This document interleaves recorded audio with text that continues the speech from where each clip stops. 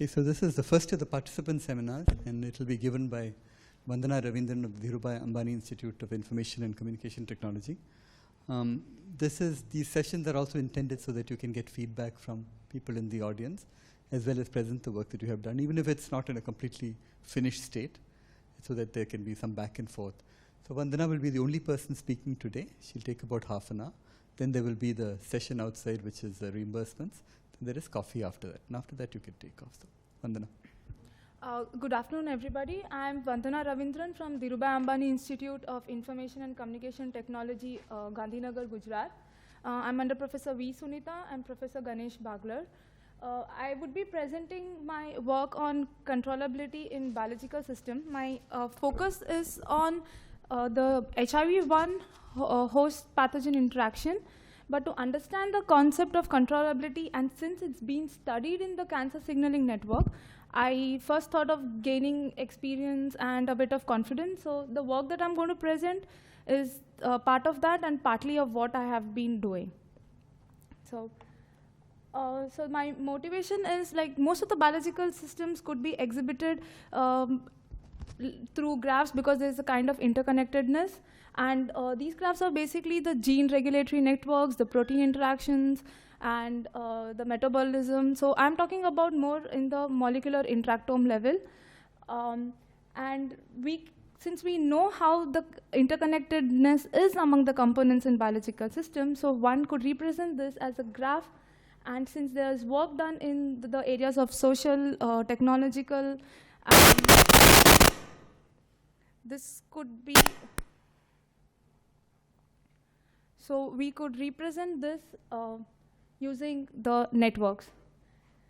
The aim of this topic is identifying the driver nodes in systems like the molecular interactome, the gene regulatory networks, in a way to first understand the biological function underlying them, and maybe one of the possible ways of how you could identify potential drug targets.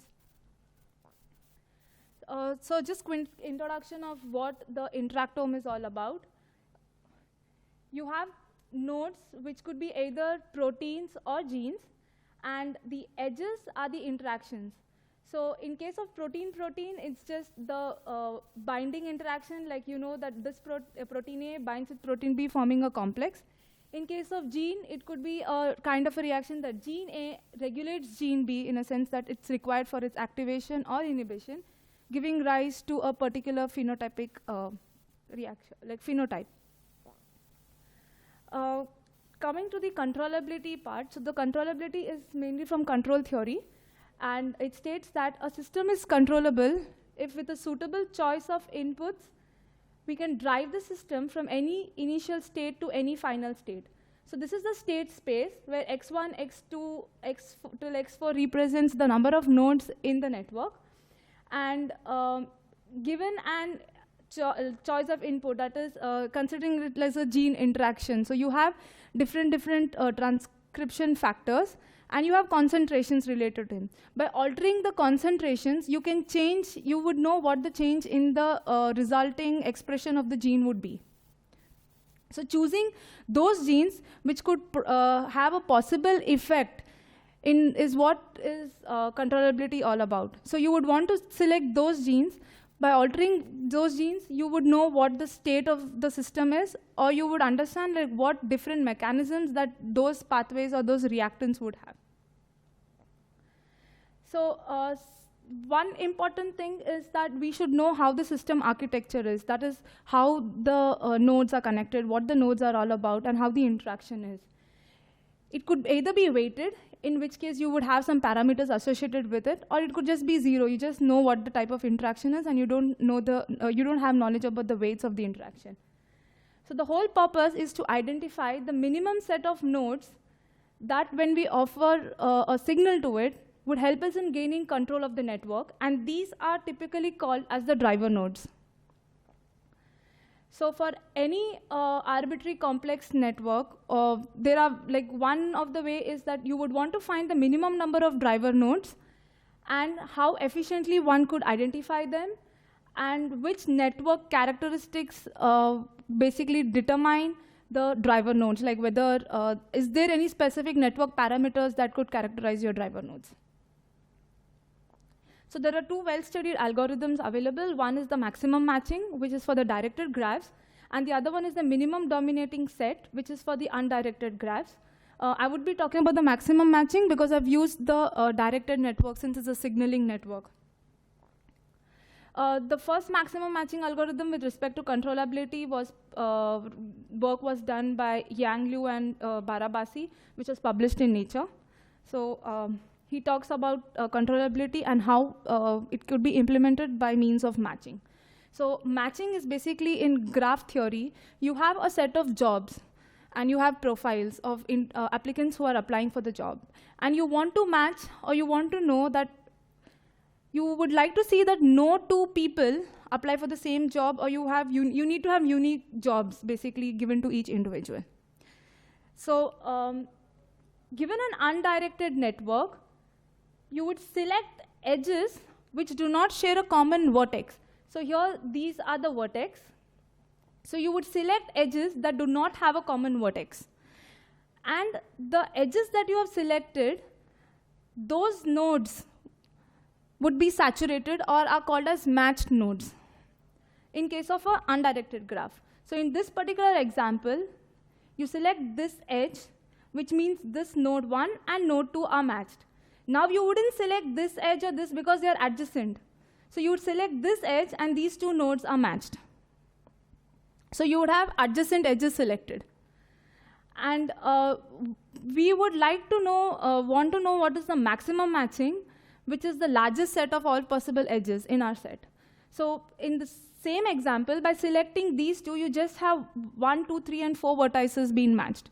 Whereas by selecting these edges, you have covered all the vertex set, and such a matching which saturates all the vertices in a set is called as perfect matching. So the whole aim is to identify the maximum matching in a graph. Those which are not saturated are called as the unmatched nodes, and the ones which are saturated by these edges are called the matched nodes. In case of directed graphs, matching is a set of edges that do not share a common head or tail node. So basically, if you are selecting this edge, you wouldn't select this edge because they both have the same head.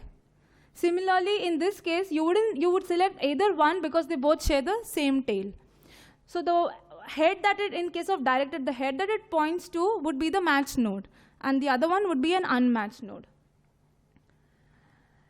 So in case of matching in a directed graph, this is a path graph. You would have alternate edges being saturated. In case of a cycle, you would have a perfect matching. And in case of a simple graph, you would have multiple matching. So it depends upon the type of matching that you select. So they then had this minimum input theorem stating that one would want to have the minimum number of nodes. So here, the unmatched nodes, the nodes that are not matched, are called as the driver nodes. And in order to have full control of a network, if there is a perfect matching, like in the case of the cycle, any one node would be the driver node. So you can randomly select any node as the driver node. Or those which are unmatched, the number of unmatched nodes would be the driver nodes. So it would be either 1 in case of a perfect matching, or the number of unmatched vertices. N is the number of vertices minus the matched vertices are the set of unsaturated vertices. So to implement this, you first, since matching is extensive and it's like an NP complete problem, so you do not have a very well algorithm to identify matching in a given graph. So you represent this as a bipartite graph. Bipartite graph is basically you have two sets of vertices. So you divide your vertex set into two, and there would be no edge in common between these sets. So given this graph, I have x1, x2, x3. I just duplicate the set for my bipartite representation. So x1, x2, and x3, and x1 minus, x2 minus, x3. So since there is an edge from x1 to x2, I label it as an edge from x1 plus to x2 minus. And since this is a loop, I would take it as x3 plus to x3 minus. So here, x2 is matched with this edge, so I cannot use the edge x1, x3, and x3 is a self loop, so that could be in the matching which saturates x3. So the only unmatched node in this particular network would be x1. So one can implement this using the Hopman and Kraft-Karp algorithm, which is a well-studied algorithm for identifying matching in bipartite graph. Now coming to the controllability of human cancer signaling network. As I said, this was in a way to understand how controllability principles could be applied in biological systems. So we all know that cell to cell there is a communication. This communication within the cell and across the cellular cells is important for maintaining the body homeostasis and also other signaling activities of the cell. So any kind of error in the cellular information would lead to diseases such as cancer, diabetes, or autoimmune diseases. So the understanding the mechanisms that underlying these diseases could be one way to facilitate and understand how actually the cell communication takes place and treating them.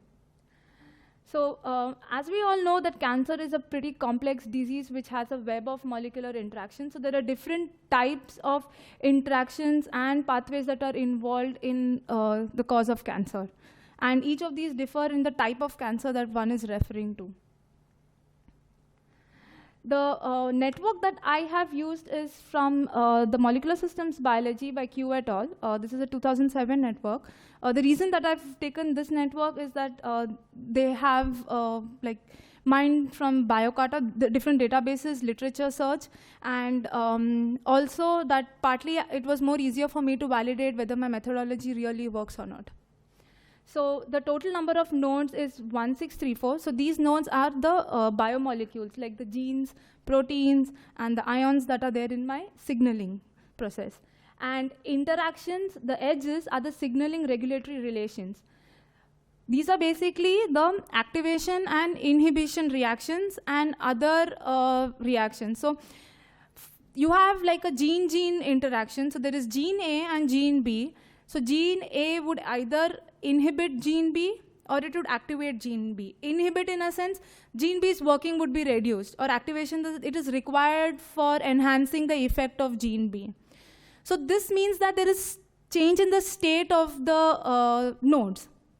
Whereas if I'm talking about just the neutral links, that is just the protein-protein binding. So these are also important because there are some of the scaffold proteins which are required to help assist the proteins or the enzymes in actually going to the site of reaction and the reaction to take place. So such reactions wherein there is just binding or neutral, I have not taken them. I was more interested in looking at the activation and inhibitory reactions. So out of this 1634, I have just 1240 nodes and around 3065 edges in my network. So the identification of driver nodes is, I have used the maximum matching algorithm to find out the minimum number of driver nodes. So these driver nodes are characterized into three, mainly critical driver nodes. These driver nodes appear in all the matching set. Like the matching set that I talked about, the number of vertices that are saturated, these keep appearing in them. And the non-driver nodes are which never appear in the maximum matching set. And the ordinary driver nodes are that they appear in, sometimes they appear and sometimes they do not. This is the network of the human cancer signaling network.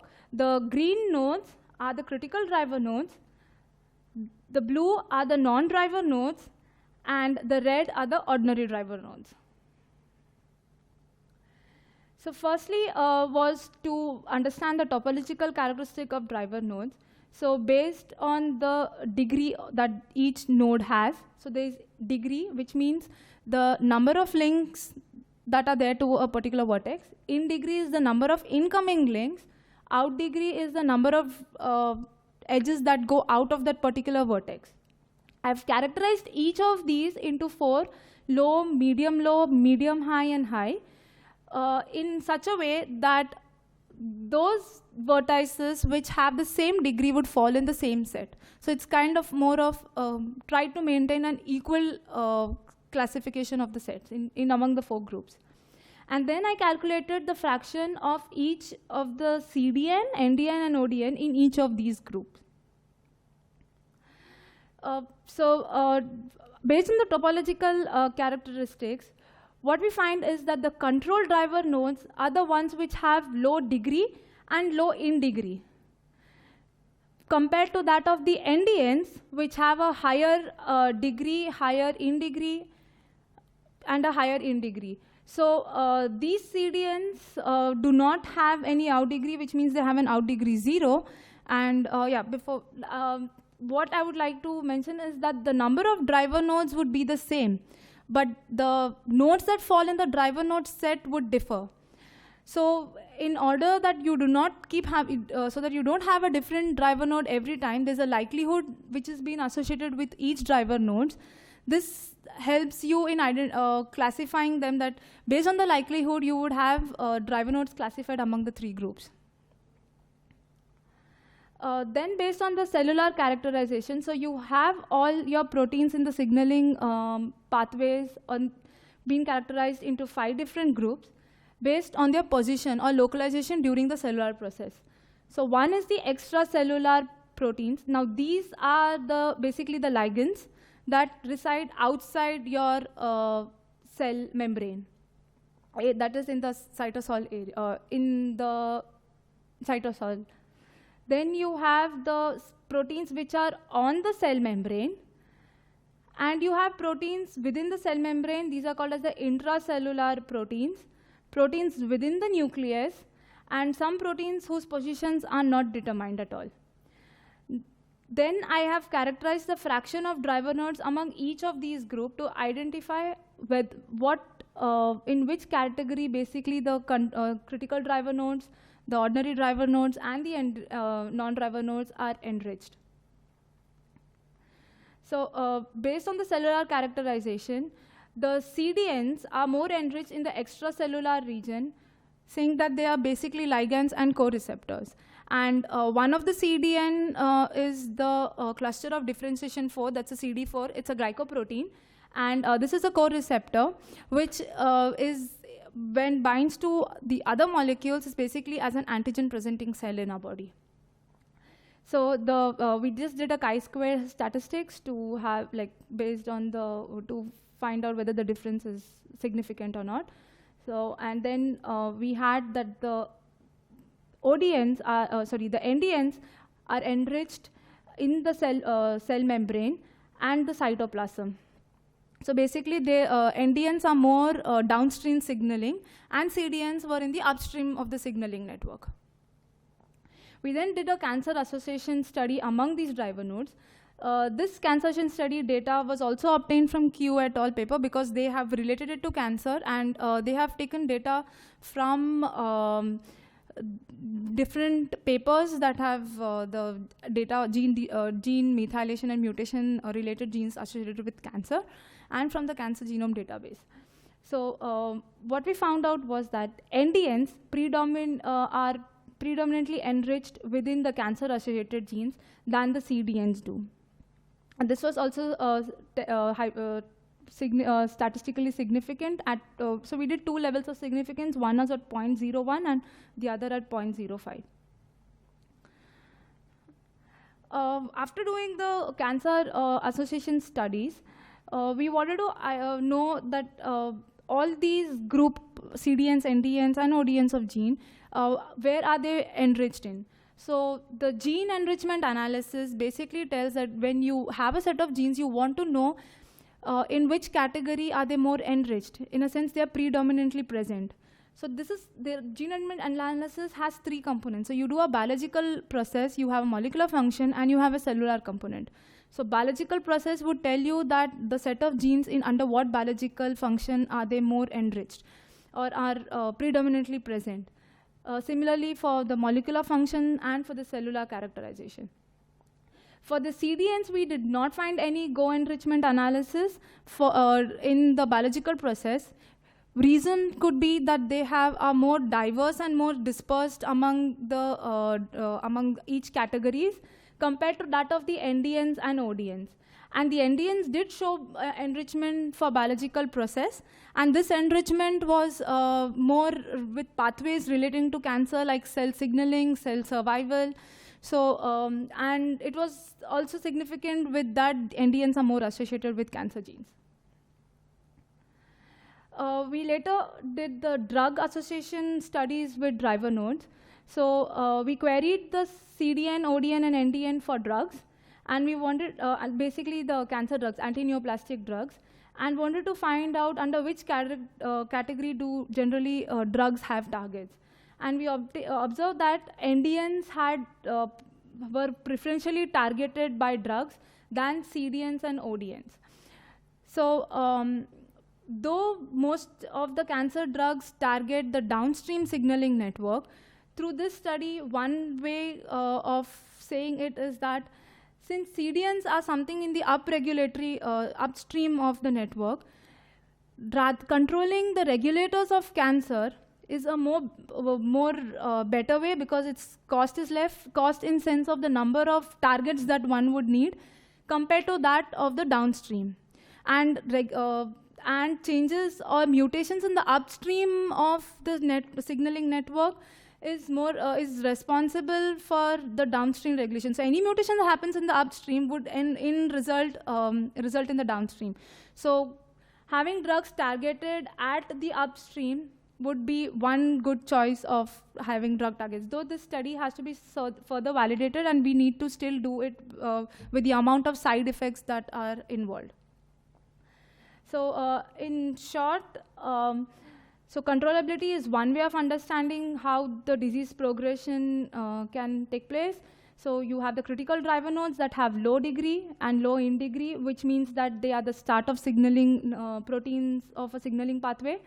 And they are enriched in the group of ligands than those of the ordinary driver nodes, which are cell surface receptors, and the non-driver nodes that are in the intracellular signaling protein. NDNs were enriched in the cancer-associated genes and are downstream, while CDNs are enriched in the upstream, indicating that controlling the regulators of cancer-associated genes could cost less than cancer-associated genes itself.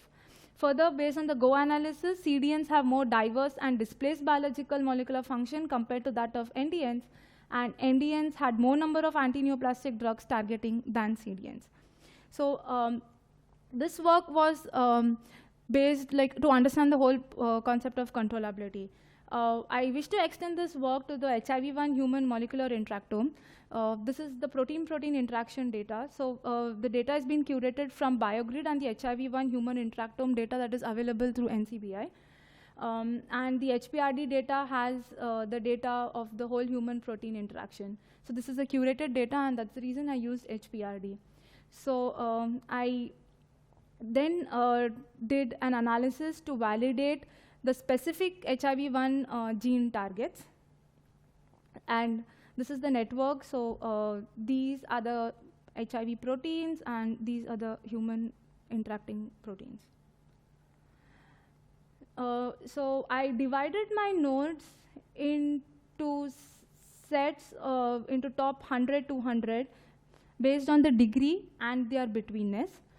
And what we found out was that by random chance, the number of nodes that get affected is 8.4%. And that the HIV targets the hubs and the bottlenecks in the human interactome. So this I would further like to validate using how the critical driver nodes, are they the main targets? Because generally all viruses need a host receptor. So CDNs being the upstream of signaling network, whether they would facilitate as receptors or not. So this is my work that I'm doing on, and thank you for listening to me and giving me a chance to present my work.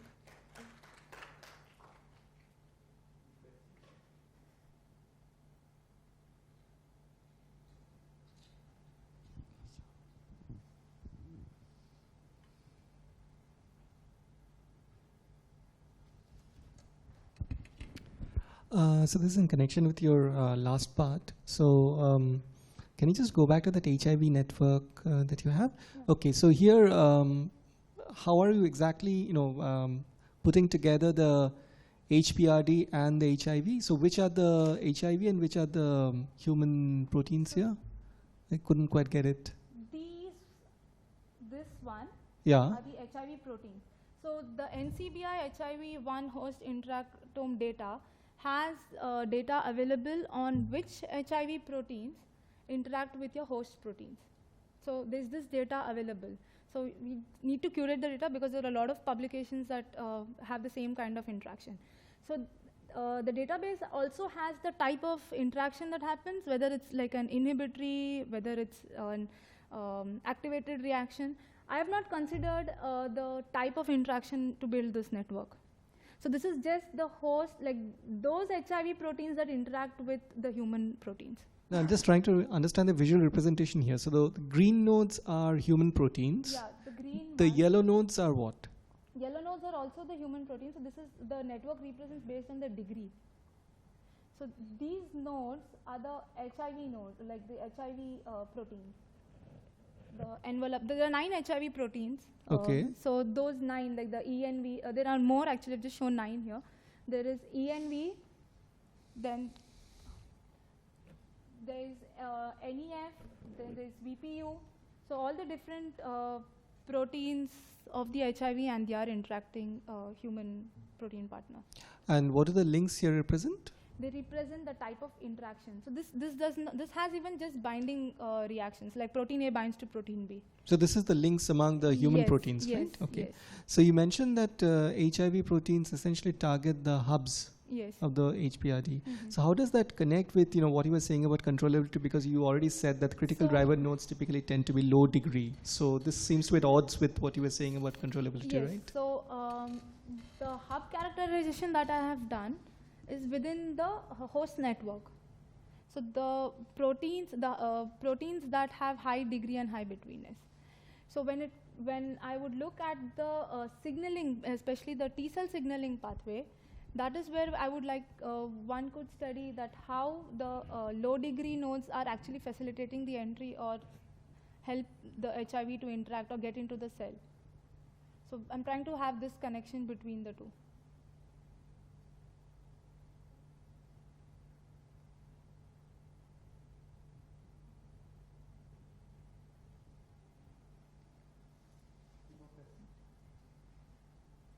Maybe thank Vandana for being Thank the you. first of the participants.